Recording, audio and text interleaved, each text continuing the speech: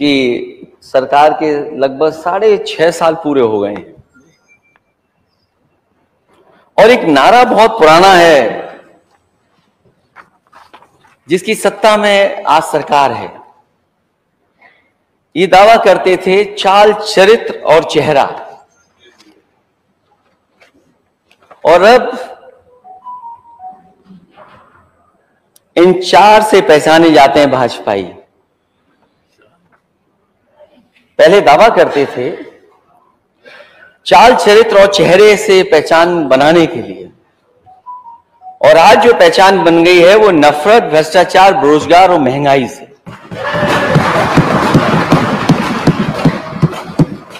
हमारे नेता सदन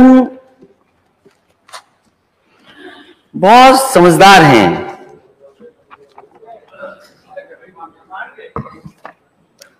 और इतने समझदार हैं कि जो चीज कोई न जान पाए ऐसी जगह कही जाए, मान्य सदस्य लोग न पढ़ पाए उस अखबार में जरूर इंटरव्यू देना चाहिए। वो बात तो मैं शुरू करूंगा अध्यक्ष महोदय, क्योंकि सबसे पहला इंटरव्यू सदन के बाद, सदन शुरू होने पर एक अंग्रेजी अखबार में दिया गया और कहा गया कि हमारा गोल है कि $1 ट्रिलियन इकोनॉमी बन जाएगी 2027 तक। ये बात शुरू में भी हम लोगों ने कही थी जब सदन में हम लोगों को अध्यक्ष महोदय बोलने का मौका मिला था बजट पर, कि इतना बड़ा सपना दिखाया जा रहा है कि $1 ट्रिलियन इकोनॉमी हो जाएगी। ये $1 ट्रिलियन इकोनॉमी बिना किसान की मदद के कैसे संभव है? बिना एग्रीकल्चर सेक्टर को बेहतर किए कैसे संभव है? जब इस इंटरव्यू को मैं देखता हूं तो मुझे ये लगता है कि इसमें बोला कम गया है, लिख करके ज्यादा दिया गया है।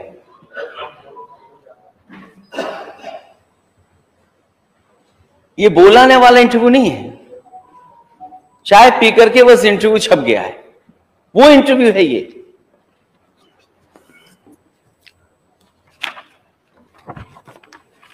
हमारे नेता सदन कहते हैं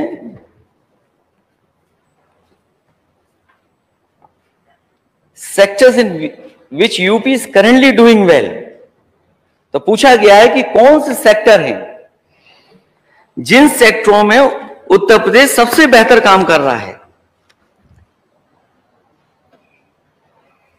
जवाब मिलता है infrastructure, roads, expressways, air and waterways.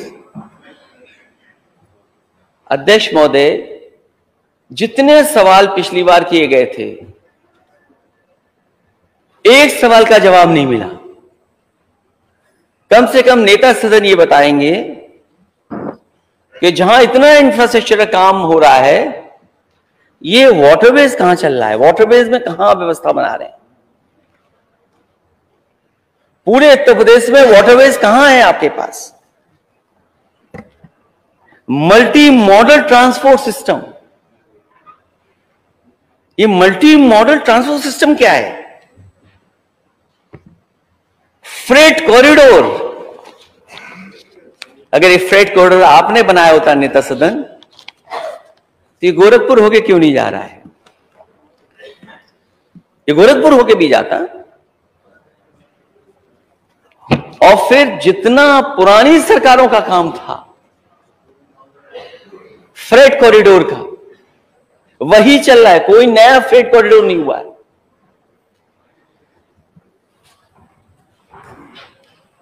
हालांकि एक अंग्रेजी में कहावत है, क्योंकि अंग्रेजी अखबार में आपने इंटरव्यू दिया है, चैरिटी बिगिंस एट होम।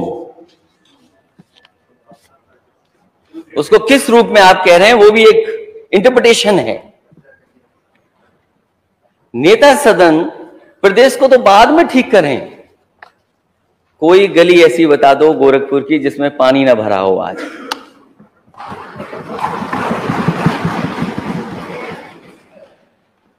कोई सड़क ऐसी है जिसमें पानी जल भराव ना हुआ हो? तब अध्यक्ष महोदय, नेता सदन 6.5 साल से मुख्यमंत्री हैं और अपने शहर का जल भराव नहीं ठीक कर पा रहे हैं, तो कोई कैसे उम्मीद करेगा कि प्रदेश में बाढ़ पे भी नियंत्रण हो जाएगा और सूखे में भी पानी मिल जाएगा? जो लोग अपना घर नहीं ठीक कर सकते, वो दूसरों का घर कैसे ठीक करेंगे? और कहा क्या गया था कि किसान की हम आय दोगुनी कर देंगे। किसान की आय दोगुनी, किस फसल की आय दोगुनी हो गई? नेता सदन बताएं, पूरे प्रदेश में माननीय सदस्य यहां बैठे हैं, अगर कहीं भी 6.5 साल में देखिए एक नई मंडी बनाई हो, एक मंडी नई बनाई हो, और मंडी के साथ साथ जिन फसलों की कीमत देनी चाहिए थी सरकार को,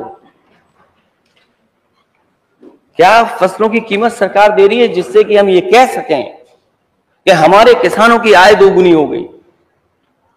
मुझे याद है जिस समय आलू की फसल थी, कोई दिन ऐसा नहीं गया जिस दिन आलू की शिकायत कोने कोने से ना आ रही हो। सरकार ने कहा कि हम आलू खरीदेंगे, बजट में हेड खोला आलू खरीदने के लिए। आज नेता सदन बताएंगे कि सरकार ने आलू कितना खरीदा, और अब निकलने का समय है। यहां हमारे माननीय सदस्य क्षेत्र में जाते होंगे, आलू का क्या भाव मिल रहा है? क्या आलू का भाव मिलने लगा किसी को? और अगर अभी कोल्ड स्टोर से आलू नहीं निकलेगा, बाजार में भाव नहीं मिलेगा, तो नेता सदन ये भी बताएं कि कितने दिन बाद दूसरी फसल आ जाएगी। अभी मक्का का सीजन था, क्या सरकार ने मक्का खरीदी? जो सड़ गई, क्या उसकी मदद की सरकार ने? और धान की तैयारी सरकार के पास क्या है कि अगर सरकार को खरीद करनी पड़ेगी तो क्या तैयारी? पिछली तैयारी तो हम लोगों ने भी देखी है। और गन्ना जिन क्षेत्रों में है, हमारे आरएलडी के माननीय सदस्य जानते होंगे, ये जितने बैठे लोग हैं, बताइए गन्ने का पेमेंट हो गया आपका? ये माननीय सदस्य पंकज मलिक बैठे हैं। देखिए अध्यक्ष महोदय, यही तो शिकायत रहती है। शिकायत मेरी नहीं है, इन माननीय सदस्यों के, जितने माननीय सदस्य हैं। सरकार कहती हमने इतना पेमेंट किया है, लेकिन सरकार ये भी तो बताए कि हमारा बकाया इतना है। और जिस तरीके से महंगाई बढ़ रही है, क्या सरकार उस हिसाब से गन्ने की कीमत दे रही है? और कितना बकाया है चीनी गन्ना किसानों का? गन्ना किसानों का बकाया, ये तो कहते हैं हम किसानों की आय दोगुनी करेंगे। क्या आपने आलू एक्सपोर्ट किया? आपने कहा कि हमने एक्सपोर्ट बढ़ा दिया इधर। हो सकता है कुछ चीजें एक्सपोर्ट हुई हो, और ऐसा नहीं है अध्यक्ष महोदय कि पहले एक्सपोर्ट नहीं होता था, पहले भी एक्सपोर्ट होता रहा है। आप कह रहे हैं कि आपने चावल एक्सपोर्ट किया है। मुझे लगता है ये दिल्ली और लखनऊ वाले इंजन टकरा रहे हैं। नेता सदन खड़े होकर बताएंगे कि एक्सपोर्ट कब से बंद है चावल का? कब से बंद है एक्सपोर्ट?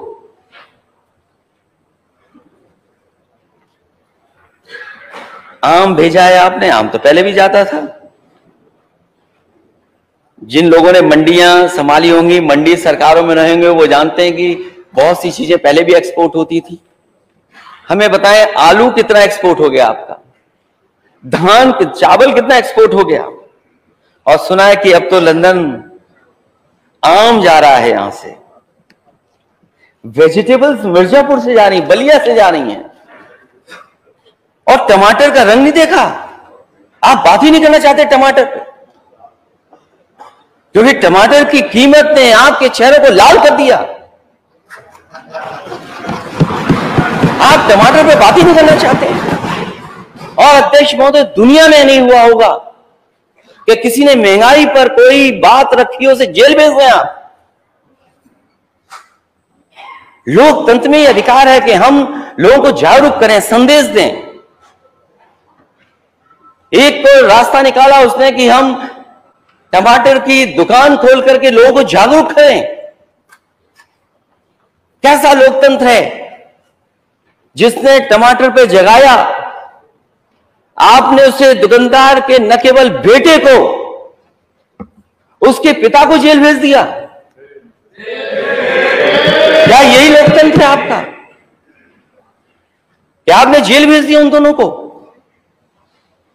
और टमाटर के लिए आपको फोर्स लगानी पड़ी, इसलिए कि केवल ये बात कह दी हम लोगों ने, समाजवादियों ने केवल ये बात कह दी कि हो सकता है टमाटर को Z+ की सुरक्षा देनी पड़े, सिक्योरिटी देनी पड़े, क्योंकि खबरें आ रही थी उत्तर प्रदेश के कोने कोने से, कई जगह से, क्या टमाटर आया और चोरी हो गया, ट्रक से लदा हुआ टमाटर ले गए।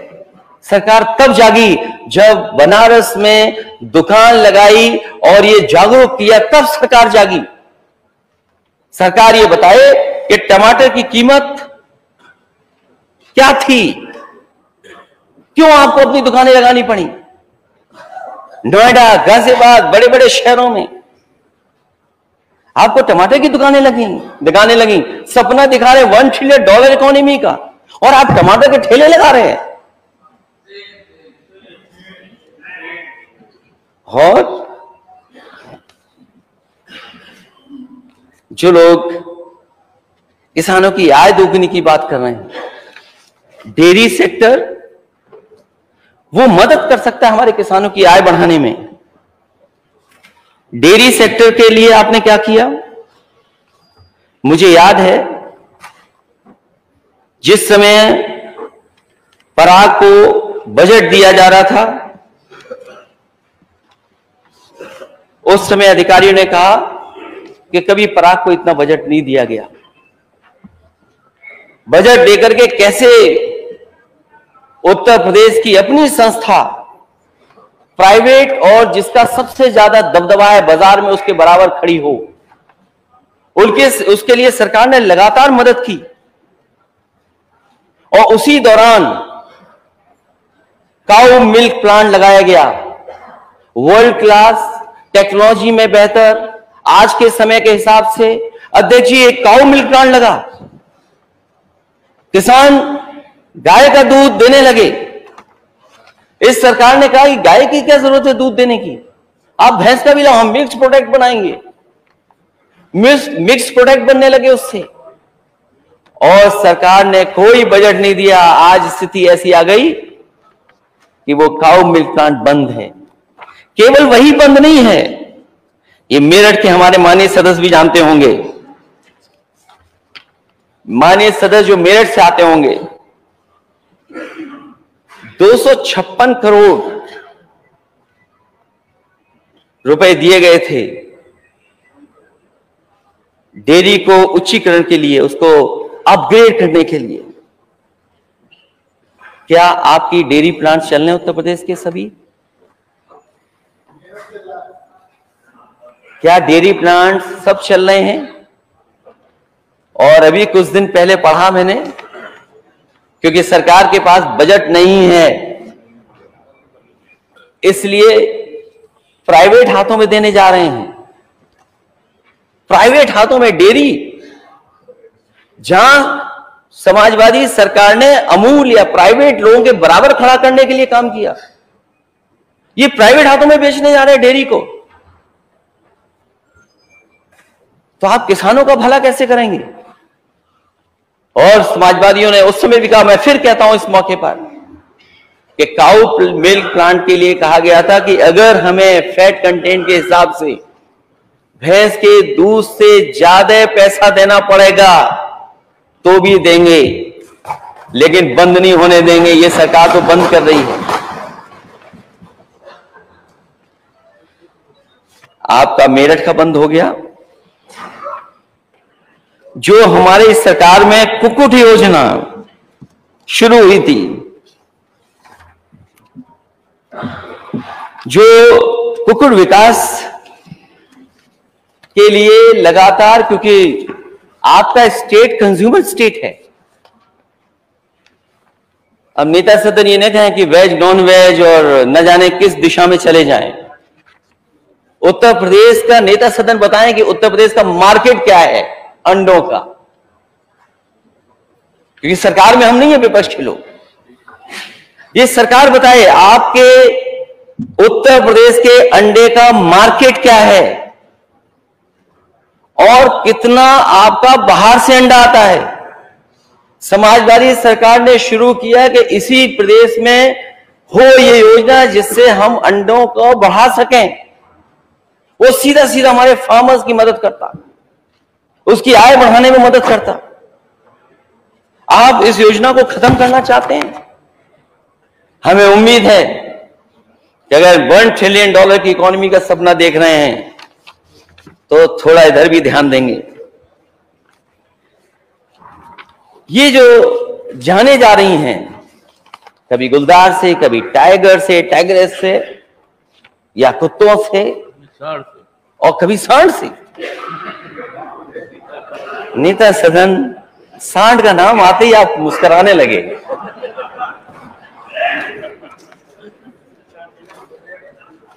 ये जितने माननीय सदस्य बैठे हैं, जो उस क्षेत्र से आते हैं, पीलीभीत के माननीय सदस्य उधर भी बैठे होंगे। विपक्षी न माने नेता सदन, कब तक अपने सदस्यों की माने। 40 से ज्यादा गरीब और किसानों की जान जा चुकी है। लखीमपुर में जा चुकी है,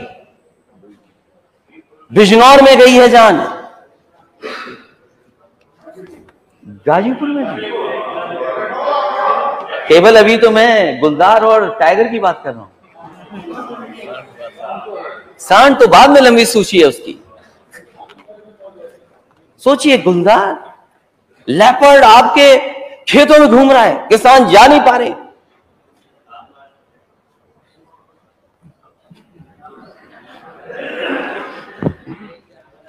अध्यक्ष महोदय, ये सो रहे हैं या ज्यादा आंखें खुली हुई? टाइगर आपका खेतों में, टाइगर्स खेतों में, और सूची लंबी है। बिजनौर की सूची पड़ी होगी हमारे माननीय सदस्यों ने कि कितने लोगों की जान जा चुकी है। कोई एक दिन 2 दिन की बात नहीं है, ये 7-8 महीने से चल रहा है। 7-8 महीने से लोगों की जान जा रही, खेत में नहीं जा पा रहे। पैदावार कैसे बढ़ाएंगे, खेती कैसे करेंगे, जीवन यापन कैसे करेंगे? और क्या सरकार मदद कर रही है उनकी? इतना बड़ा विभाग, और विभाग का काम क्या? उन्हें अपने हालात पे छोड़ दिया किसानों को। कोई दिन हफ्ता नहीं जाता जिस दिन किसान की जान न जा रही हो। और माननीय सदस्य कह रहे हैं कि आज फिर चली गई एक जान। तो सरकार कर क्या रही है ये? फिर ये लंबी सूची है जिनकी जान गई है। बिजनौर में या अन्य जिलों में, पीलीभीत, लगभग 40 लोगों की जान जा चुकी है। क्या सरकार उनकी मदद कर रही है? क्या सरकार के पास कोई योजना है? सुनने में आ रहा है सरकार कोई नई गन खरीद रही है। तो इतने महीनों से सरकार क्या कर रही थी? ये हमारे पास सूची है बलरामपुर, सराबस्ती के इलाकों में। हमारे सदस्य बैठे हैं, बड़ी संख्या में लोगों की जान गई और लोग घायल हुए हैं। घरों में घुस गया, गांव में घुस गया, लोग सो नहीं पा रहे हैं, खौफ में जी रहे हैं। क्या ये किसान नहीं है, गरीब नहीं है? और सरकार क्या कर रही है? क्या सरकार भी सो रही है क्या? यह सरकार अपनी आंख बंद करके बैठी हुई है तो उसे दिखाई नहीं दे रहा? पीलीभीत टाइगर रिजर्व, लगभग 40 से ज्यादा लोगों की जान चली गई। 40 से ज्यादा लोग खेतों में घुस नहीं पा रहे, जा नहीं पा रहे, खेतीबाड़ी नहीं कर पा रहे। क्या सरकार कर रही है? मुझे याद है समाजवादी सरकार में अगर कोई घटना हुई होगी तो न केवल किसान दुर्घटना बीमा से, बल्कि मुख्यमंत्री कोष से भी हम लोगों ने मदद करने का काम किया। उन परिवारों को 10-10 लाख, 15-15 लाख रुपए दिया। क्या नेता सदन ये बताएंगे उनकी मदद करेंगे कि नहीं करेंगे उन परिवारों की? या वही थोड़ा बहुत मदद कर दी, इससे काम चलने वाला नहीं। कम से कम जितनी समाजवादी सरकार में मदद होती थी उससे ज्यादा मदद करने का काम ये सरकार करे। हालांकि सरकार का प्रिय जानवर सांड है। क्या ये मैं मान लूं बात? हमारे साथ बहुत ही सीनियर माननीय सदस्य अवधेश प्रसाद जी, पिछली बार भी हम लोगों ने सदन में यही बात रखी और एक लंबी सूची दी थी। हम उपाय बता देंगे 1 मिनट तो मैं देख लूं। अच्छा, इनका उपाय जरूर सुन लीजिएगा अध्यक्ष महोदय। आखिरी अध्यक्ष महोदय, ये कोई छोटा इशू नहीं है। ये बात मैं इसलिए कह रहा हूं, ये किसान से, गरीब से जुड़ा हुआ मसला है और जो लोग सड़क से चल रहे हो उनके लिए डेंजरस है। ये कब आकर के कोई सामने आ जाए, टकरा जाए, गाड़ी जान चली जाए। अध्यक्ष महोदय, अगर मैं गलत नहीं हूं तो नेता सदन के ऑफिस में भी एक कर्मचारी काम करते थे, उनकी गाड़ी भी जानवर से टकराई थी जिसकी वजह से जान चली गई, जान नहीं बची। सोचिए अध्यक्ष जी, मुख्यमंत्री कार्यालय में काम करने वाले अधिकारी की जान चली जाए एक जानवर से टकराने से। अगर उसके लिए कोई सुरक्षा नहीं है तो जो आम जनता, उसके लिए सुरक्षा क्या है? हम आए दिन सोशल मीडिया पे या अलग तरीके से वीडियो देखते हैं क्या किस तरीके से सांड ने गली में आकर के किसी बच्चे को, किसी महिला को, किसी बुजुर्ग को उठा करके फेंक दिया। यही $1 ट्रिलियन की इकोनॉमी का सपना है क्या? यही नेता सदन के बगल में बैठे अमेरिका में देख करके आए थे क्या? यही देखा था आपने अमेरिका में कि सांड सड़कों पे घूम रहे हैं। आप पर बजट है, क्यों नहीं पकड़ते आप इनको? इसमें कौन सा आपका पैसा खर्च हुआ जा रहा है वित्त मंत्री जी का? आप पकड़िए, आपकी योजना चल रही है, इकट्ठा रखिए उनको, क्यों नहीं रख रहे हैं? और नहीं मानते, कहीं आप अपने ही जिले में एक सांड सफारी बना लो। किसने रोका है आपको?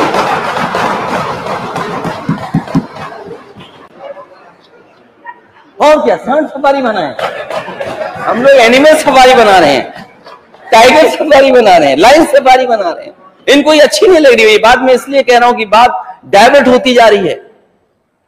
लाइन सफारी और एनिमल सफारी जो इटावा में बनी वो हमारे लिए नहीं बनी थी। कभी फिशर्स फॉरेस्ट ब्रिटिश टाइम का था, वो उस जगह को इस्तेमाल किया। और वर्ल्ड मैप पर कैसे आ जाए उत्तर प्रदेश? इटावा उत्तर प्रदेश से बाहर नहीं है। जब आपका शेर वहां रह सकता है, क्या आपका शेर वहां नहीं रहा था जो गोरखपुर गया? किसने खिलाया खाना वहां पर?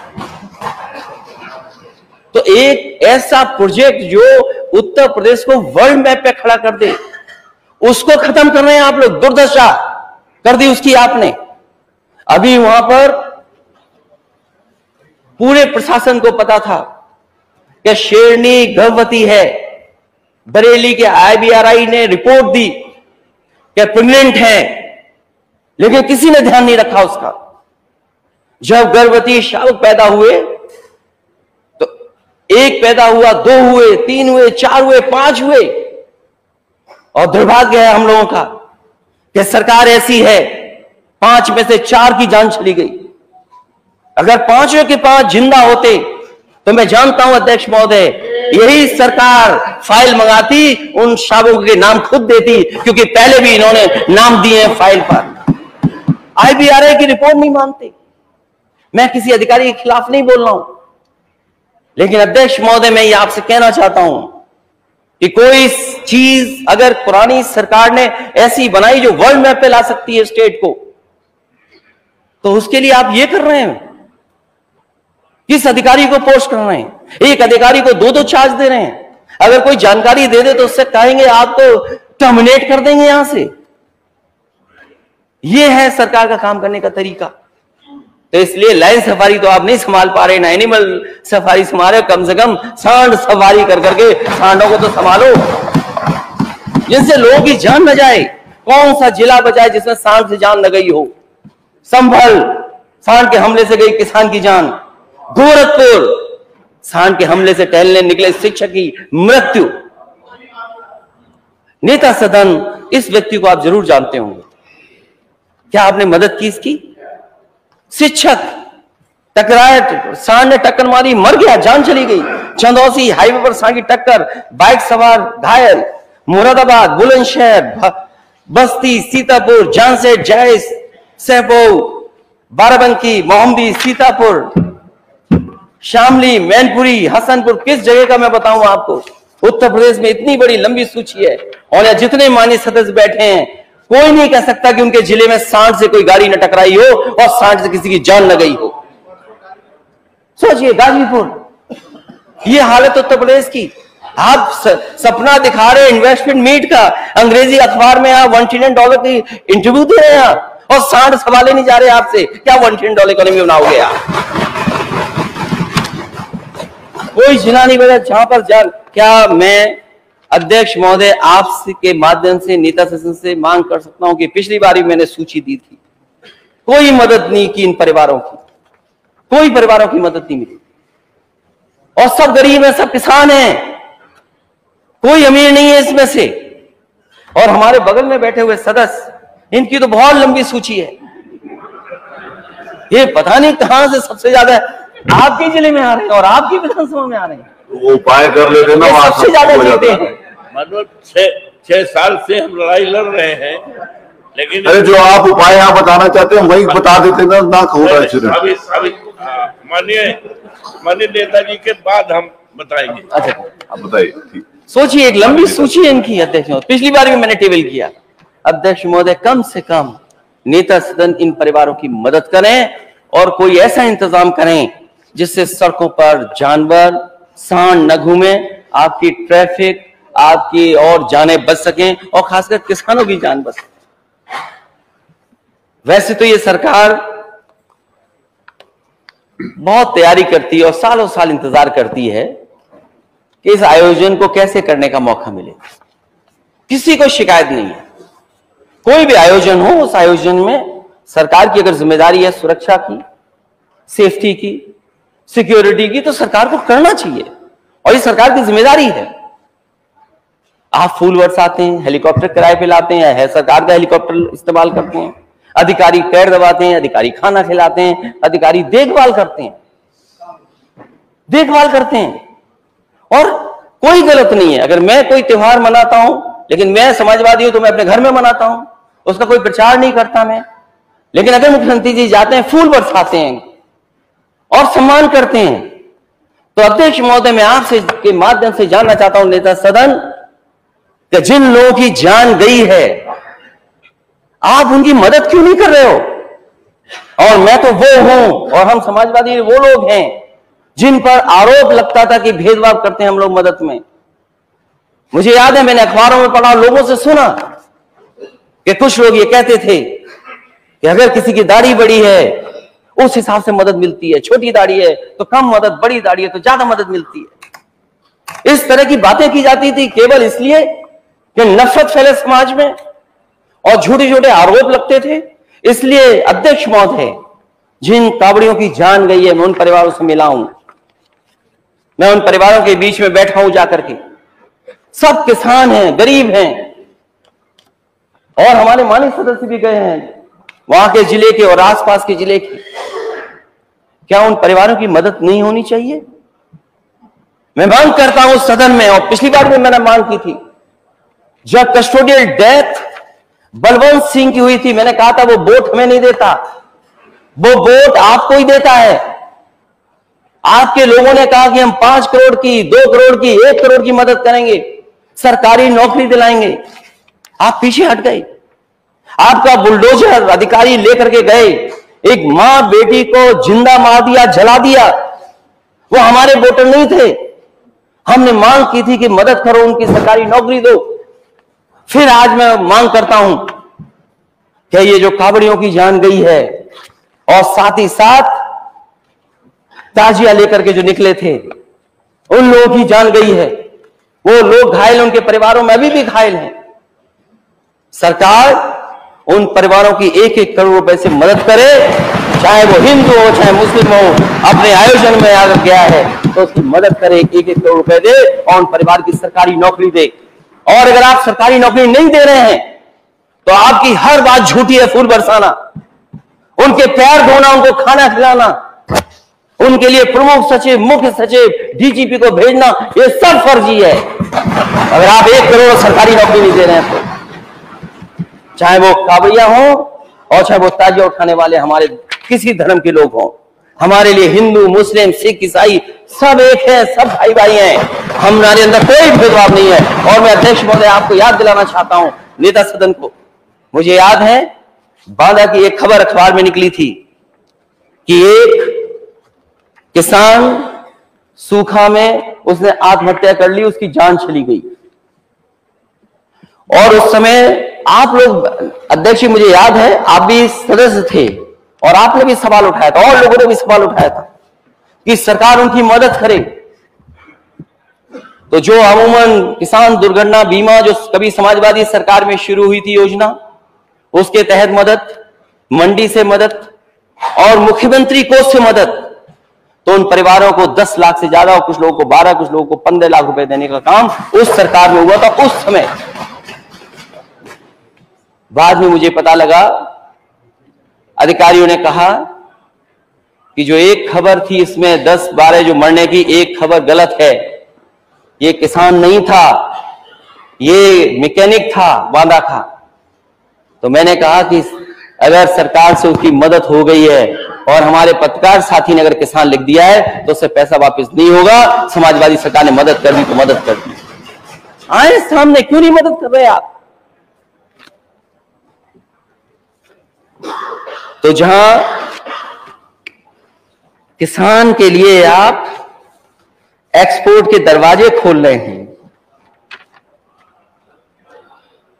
तो एक्सपोर्ट है कहां आपका और कितना एक्सपोर्ट कर रहे हैं आप? केंद्र सरकार ने 20 जुलाई को बड़ा फैसला लेते हुए गैर बासमती चावल का निर्यात पर बैन लगा दिया है और आप हमें सपना दिखा रहे हैं कि हम एक्सपोर्ट करने जा रहे हैं। गन्ने का भुगतान अभी भी बकाया है, अभी भी बड़े पैमाने पर बकाया है। सरकार, मुझे उम्मीद है कि सरकार बताएगी कि कितना भुगतान अभी होना है। इस सरकार से किसानों को कोई उम्मीद नहीं करनी चाहिए, गरीब को कोई उम्मीद नहीं करनी चाहिए। ये केवल इनका एक नारा है कि हम आय दोगुनी करेंगे। जब आप किसानों की जमीन छीन लेंगे, जमीन छीन लेंगे तो किसान आखिरकार जीवन यापन किस पे करेगा? और अगर किसान शांतिपूर्ण धरने पर बैठे हैं, मुझे याद है हमारी पार्टी का एक डेलीगेशन गया ग्रेटर नोएडा प्राधिकरण में, लगभग 55 गांव के किसान पिछले कई महीनों से वहां पर आंदोलन कर रहे, धरने पे बैठे रहे। कई बार समझौता हुआ, बातचीत हुई,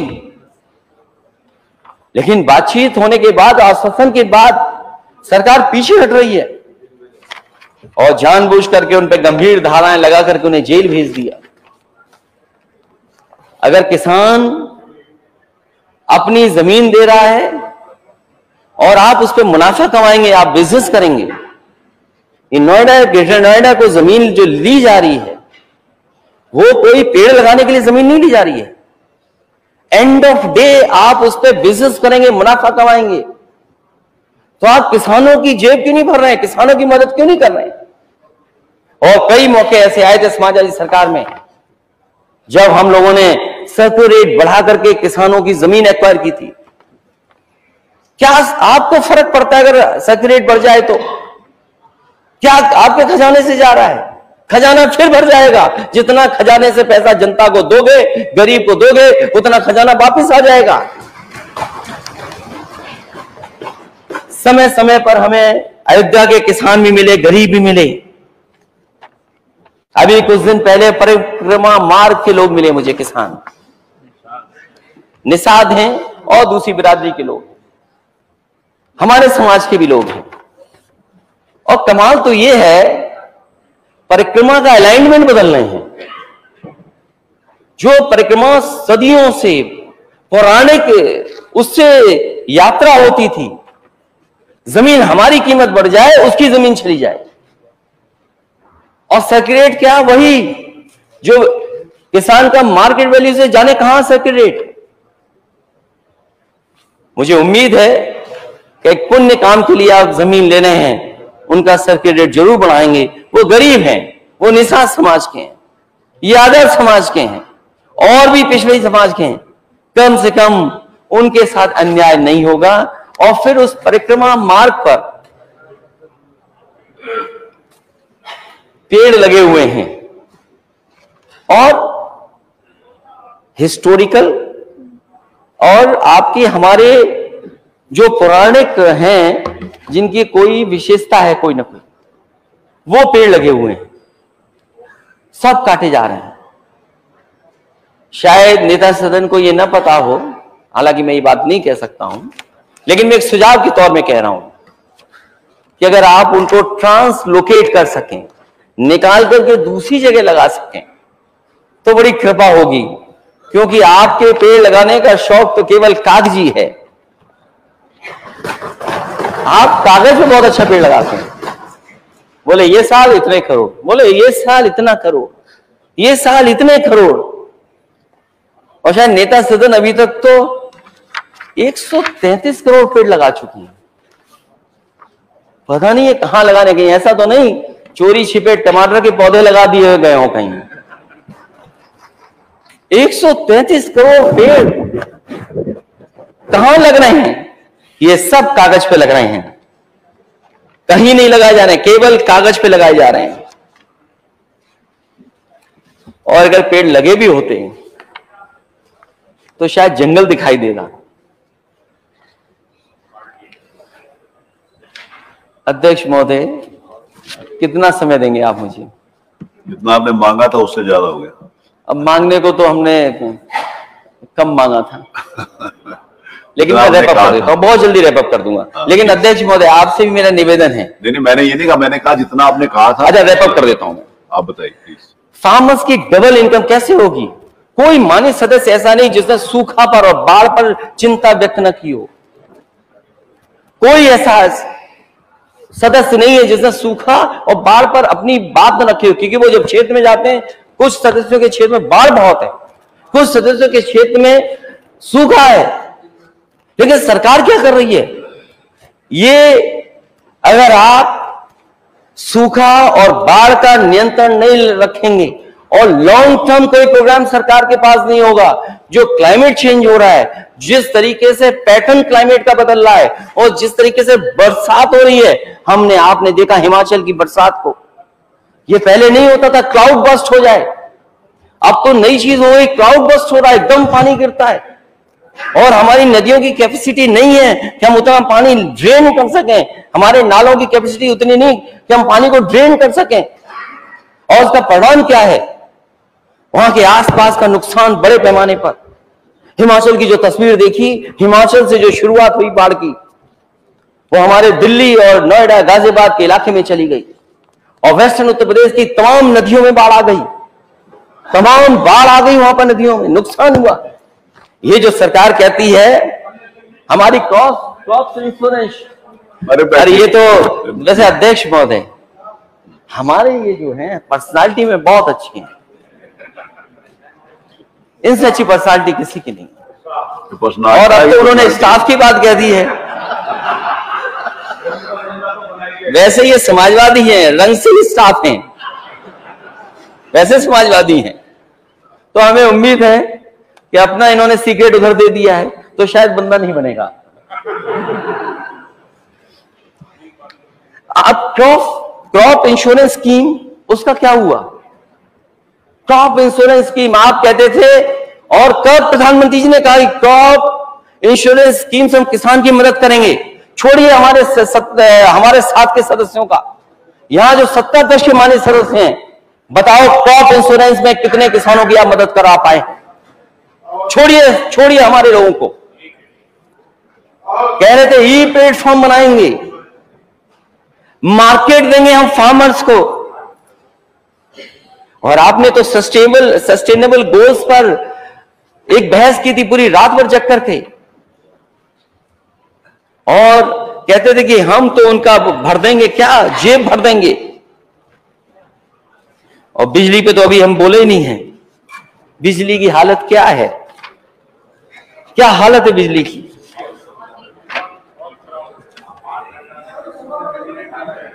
क्या बिजली की हालत है अध्यक्ष महोदय? इसमें मंत्री जी दोषी नहीं है अध्यक्ष महोदय, मंत्री जी दोषी नहीं है, वो तो अभी बने मंत्री जी। नेता सदन कितने दिन से आप मुख्यमंत्री हैं? 6.5 साल से ज्यादा हो गए। आपने बिजली विभाग का क्या सत्यानाश किया है? इतनी ट्रिपिंग, ट्रांसफार्मर बर्बाद, रखो फूक गया, ये कहां से ट्रांसफार्मर बनवा रहे हैं आप? और गोरखपुर की खबर तो मैंने पढ़ी, सबसे ज्यादा गोरखपुर में फूक गए ट्रांसफार्मर। क्या हो रहा है गोरखपुर में? आप तो दावा कर रहे थे कि कुछ जिले वीआईपी थे। अगर कुछ जिले वीआईपी थे नेता सदन, आज सदन में बताओ आप, आज आपको बताना चाहिए कि पिछले 6.5 साल में आपने अपनी तरफ से कौन सा पावर प्लांट बनवाया जिसका बिजली उत्पादन हो रहा है और उत्तर प्रदेश को बिजली मिल रही है? बताइए आप। अब तो नाम लेना मैं भी बंद कर दिया हूं। नेता सदन नाम नहीं लेते तो हमने भी कहा क्यों नेता सदन को तकलीफ देनी, हम भी नाम नहीं लेते प्लांटों का। वही तो प्लांट बन रहा है, कोई नया प्लांट तो नहीं बन रहा। और मुझे याद है वो धरना जिसमें स्वर्गीय लालजी टंडन जी और बनारस के वो श्यामदेव चौधरी जी, बहुत सीनियर, वो धरने पे बैठे थे। मैंने उनसे यही कहा था कि उत्तर प्रदेश का बिजली का कोटा बढ़वा देना। कैसा डबल इंजन की सरकार है, कैसे ट्रिपल इंजन लिए घूम रहे हैं आप? क्या उत्तर प्रदेश का बिजली का कोटा बढ़ा पाए आप? और नेता सदन, जब आप अपनी मर्जी का डीजीपी नहीं बना पा रहे हैं तो क्या बिजली का कोटा बढ़ाएंगे आप? ये लगा ना कि ट्रांसफार्मर फूक गया। क्या है ये झगड़ा? हमें नहीं पता, हम तो विपक्ष में लोग हैं। इसलिए मैं कह रहा हूं मंत्री जी का दोष नहीं है, नेता सदन आप जिम्मेदार हैं, क्योंकि आप मुख्यमंत्री हैं और आपके बगल में वित्त मंत्री बैठते हैं। अगर पैसा नहीं होगा तो कैसे ट्रांसफार्मर ठीक होंगे, कैसे बिजली की व्यवस्था ठीक होगी, कैसे ट्रांसमिशन ठीक होंगे? ये माननीय सदस्य बोले या ना बोले, लगता है आपने उन्हें भी डरा के रखा हुआ है। वो जानते हैं कि क्या हालत है। 24 घंटा लाइट है।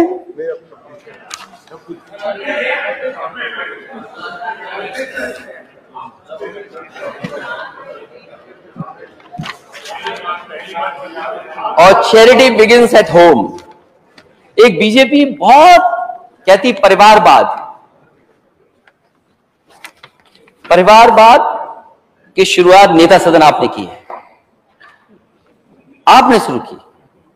आप मुझसे पहले लोकसभा में सांसद बने, तो आपको सदन को यह बताना पड़ेगा कि परिवारवाद किसने पहले शुरू किया।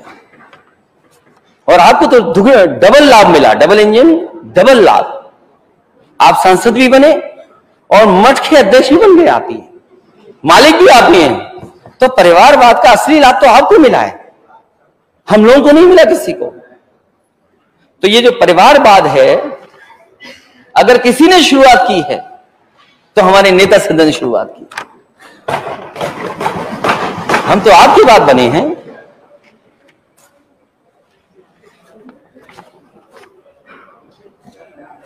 मैंने जो बात कही, charity begins at home. Vice chancellor का कितना सम्मान किया गया गोरखपुर में। हम लोगों ने वो वीडियो देखा। क्या ऐसे सम्मान होता है उत्तर प्रदेश में वाइस चांसलर जी का? और जब वो छूट करके आए तो जो जेल गए थे उनका सम्मान हुआ। सोचिए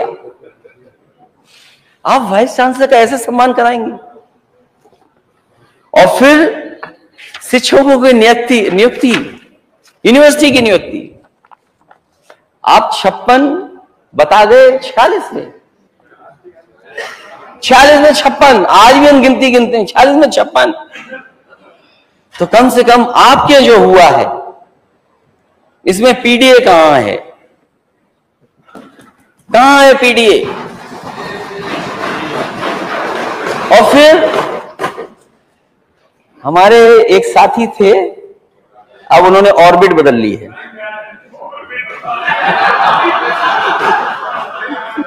अध्यक्ष महोदय, एक हमारे साथ थे, अब ऑर्बिट बदल गई आपकी।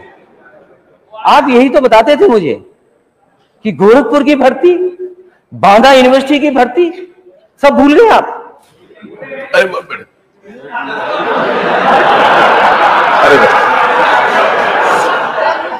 और अध्यक्ष महोदय अगर खड़े ही हो रहे हैं, अरे खड़े, अध्यक्ष मैं बैठ जाऊंगा, खड़े हो रहे हैं। अगर आप अध्यक्ष महोदय, ये जितने लोग बैठे हैं उन्होंने एक गाना सुना था, और जब मैं मंच पे रहता था इनके साथ तो एक गाना हमेशा गाते थे, चल सन्यासी मंदिर में। और अब मैं बैठना चाहूंगा और आप खड़े होना। अध्यक्ष महोदय, केवल गाने के लिए खड़ा कर रहा हूं इनको। जो पहली लाइन तो इन्होंने गा दी, उस गाने की दूसरी लाइन गा दे, मैं बैठ जा रहा हूं। तेरे अंगने में तुम्हारा क्या काम?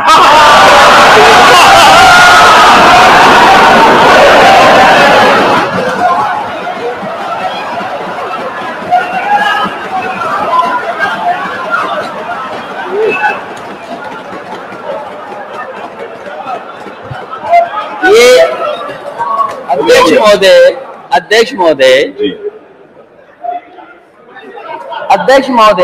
महोदय, क्योंकि ये शपथ लेने गए थे, तो नेता सदन ने ये गा करके सुनाया, मेरे अंगने में तुम्हारा क्या काम है।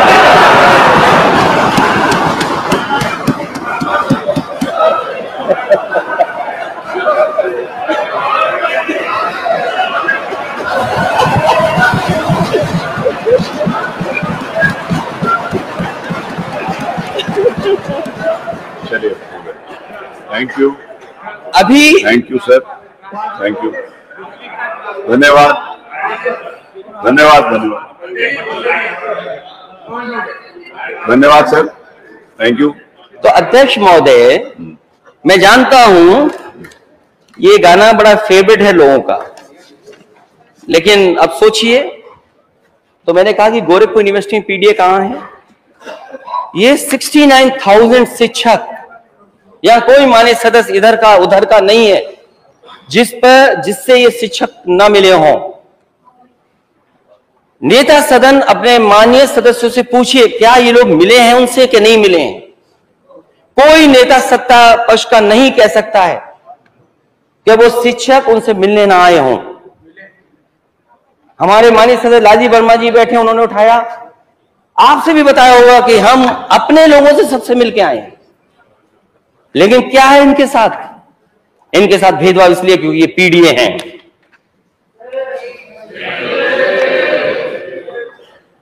ऐसे कितने मैं बताऊं आपको, बहुत सारी ऐसी बातें हैं जो मैं कह सकता हूं। बिजली विभाग के बारे में जो बात रखी गई, और माननीय सदस्य सभी चिंतित हैं, बोलें या ना बोलें, लेकिन बहुत चिंतित हैं, क्योंकि आए दिन जब ट्रांसफार्मर रखा जाता है, जैसे ही बिजली आती है वो ट्रांसफार्मर फूक जाता है। क्या नेता सदन ये बताएंगे कि ट्रांसमिशन लाइंस और ट्रांसफार्मर के लिए आप बजट देंगे? आप हमारी निधि से उम्मीद करते हैं कि हम अपनी निधि लगा दें उसमें, तो सरकार क्या कर रही है? वित्त विभाग क्या कर रहा है? और इतने सालों से आप संभाल रहे हैं बिजली, आप क्या कर रहे हैं? अगर कोई जिम्मेदार है ट्रांसफर फूकने का, ट्रांसमिशन लाइन का, तो नेता सदन है। इनको जिम्मेदारी लेनी चाहिए उसकी। Thank you.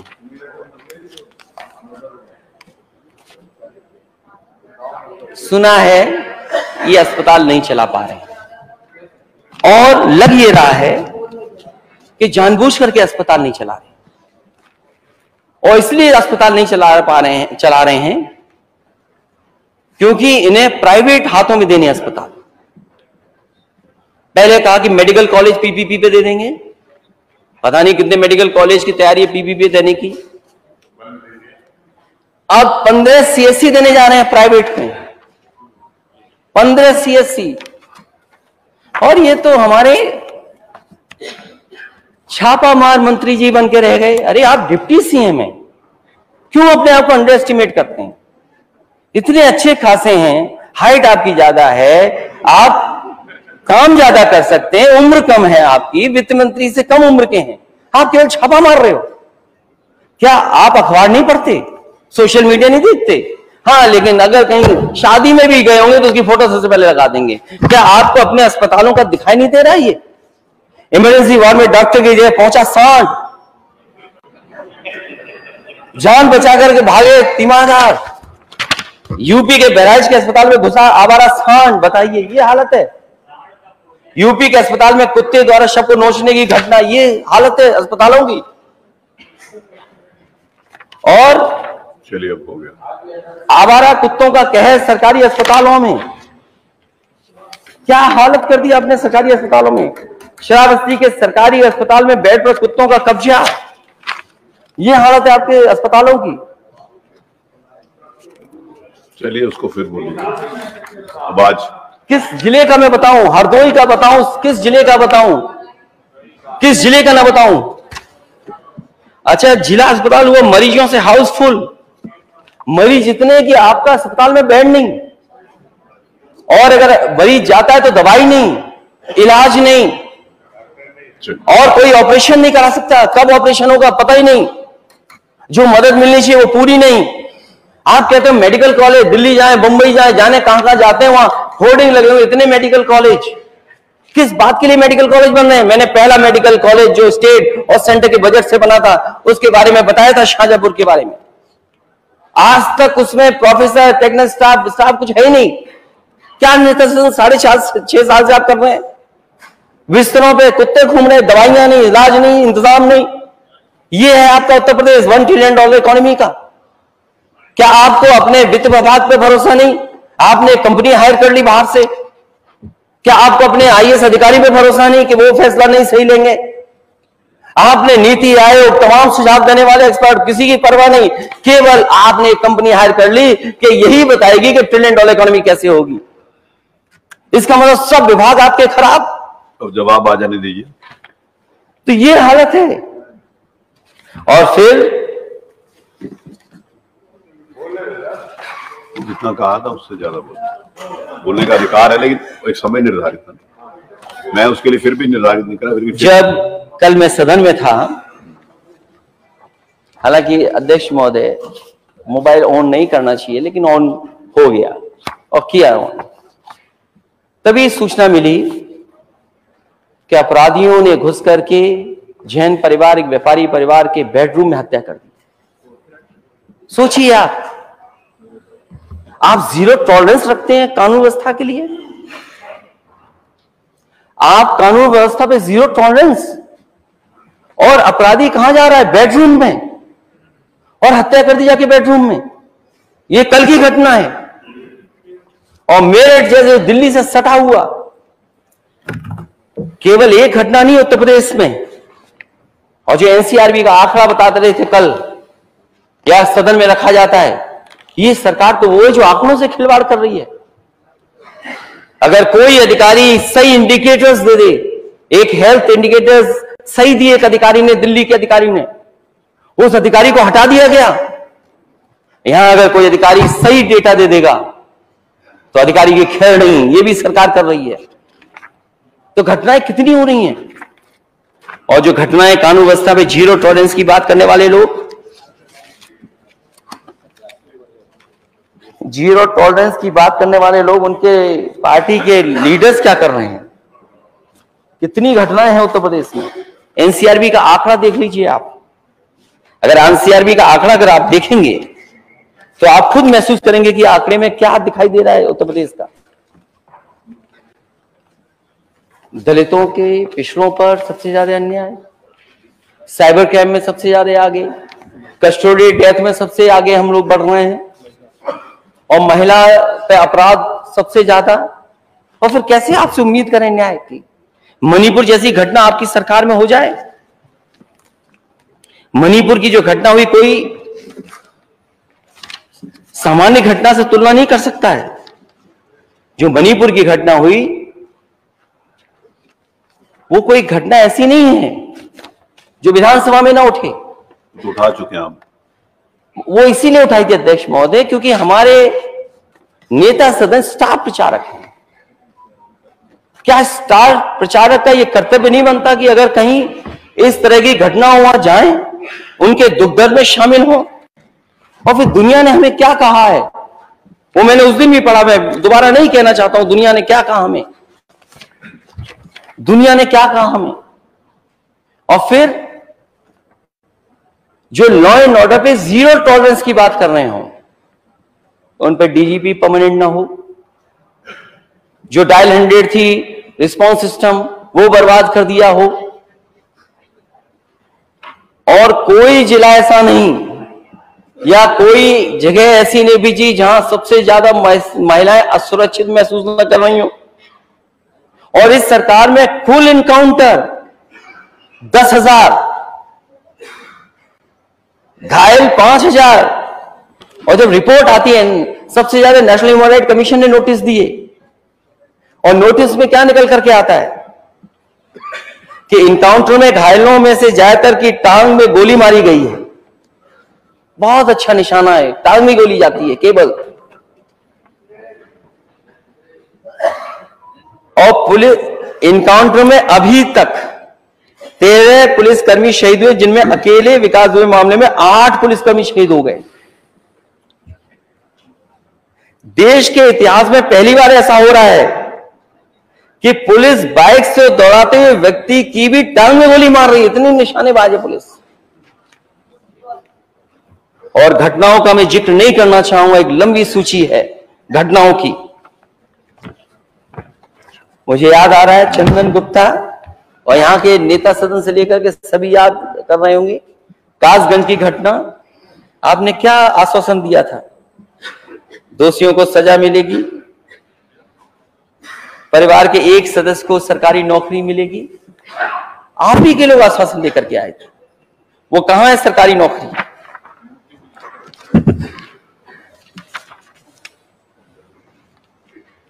मैं चाहूंगा अध्यक्ष महोदय, 1 घंटा हो गया। ये जो $1 ट्रिलियन इकोनॉमी का सपना है, इस पे मुख्यमंत्री जी जरूर बोलें। वो ये कहते हैं कि 96 लाख MSME हैं, यूनिट्स हैं हमारे यहां, लेकिन केवल 14,000 रजिस्टर्ड हैं। आखिरकार उन्हें डर किस बात का है? रजिस्टर क्यों नहीं कर रहे हैं वो? क्या इंस्पेक्टर राज से डर है उनको? और फिर आपके लखनऊ का सबसे बड़ा इंडस्ट्रियल जो एरिया है सरोजनी नगर, क्या वहां के इंडस्ट्रियलिस्टों की समस्या का समाधान हुआ?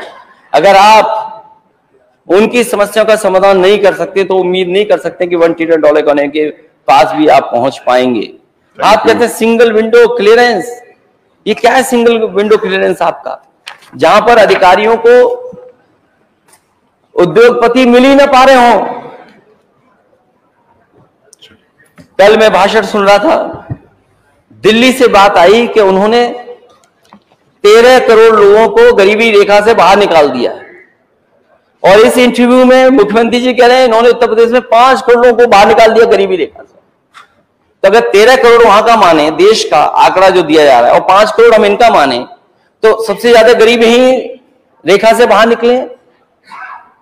लेकिन अभी भी पीडीएस सिस्टम चल रहा है, और जो तेल दिया जा रहा था वो बंद हो गया केवल। बहुत सी चीजें हैं इसमें थैंक यू, धन्यवाद जिन सर। पर मैं अपनी बात रखना भी चाहता था। फिल्म सिटी, पता नहीं फिल्म सिटी कब बनेगी और जनरल चर्चा पर, और फिल्म सिटी की जरूरत क्या है। फिल्म सिटी की जरूरत क्या है? जो शिकायतें या जो बातें आई थी, हालांकि बेरोजगारी पर तो हमारे मुख्यमंत्री जी के पास एक आंकड़ा है, वही आंकड़ा हमेशा दे देते हैं। यहां जितने बैठे माननीय सदस्य हैं, अगर वो आंकड़ा हम सही मान लें आपका, तो इसका मतलब ये हुआ कि बेरोजगारी है ही नहीं उत्तर प्रदेश में। कोई माननीय सदस्य अगर तैयार हो इस बात के लिए करेगा कि बेरोजगारी उत्तर प्रदेश में नहीं है। कोई गांव ऐसा नहीं है जहां पर बड़ी संख्या में लोग बेरोजगार न बैठे हों और उनके हाथों में कोई काम नहीं है।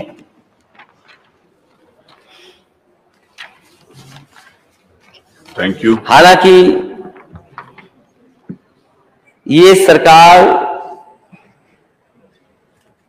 में जो लोग हैं वो समाज बांट के ही काम करते हैं। जब तक दरार नहीं पैदा करेंगे तब तक आगे नहीं बढ़ सकते। और केवल समाज में दरार जीवी लोग दरार डाल करके अपना उल्लू सीधा करते हैं राजनीति का। जो घटनाएं हुई हैं मणिपुर में, हरियाणा में, जो नकार दी गई हैं जनता ने, कोई घटना कहीं हो उसकी निंदा होनी चाहिए, और खासकर अगर बेटी महिलाओं के साथ हो, कहीं भी हो, उसकी हम निंदा करते हैं। और जो इस तरह की घटना में शामिल उनके कार्रवाई हो। अध्यक्ष महोदय, मैं आपका धन्यवाद देना चाहता हूं, और साथ ही साथ अरे पीछे से फिर मैं उम्मीद करता हूं, मैं जाति जनगणना की बात इसलिए भी कहना चाहता हूं, फिर पीछे से कुछ बोल देंगे, आप कब तक बोलते रहोगे? मैं इसलिए भी कहना चाहता हूं कि सबका साथ सबका विकास, हो गया। सबका साथ तभी आएगा जब गैर बराबरी खत्म हो जाएगी। और गैर बराबरी खत्म करने के लिए सबसे पहला कदम है जाति जनगणना, और जाति जनगणना के साथ साथ सामाजिक न्याय। और जैसा मैंने कहा कि charity begins at home, Gorakhpur university में जो भर्तियां हुई हैं, या जो आपने 56 में 46 बोला,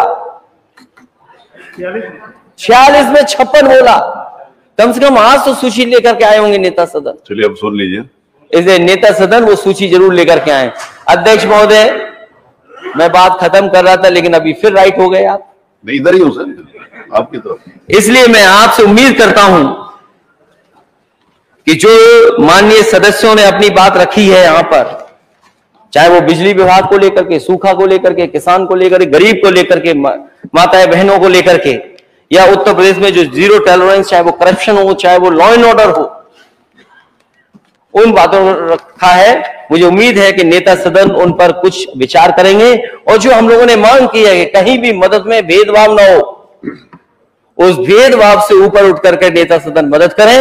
और हमें उम्मीद है अध्यक्ष महोदय, कम से कम नेता सदन इस बार सत्य बोलें। बहुत बहुत धन्यवाद।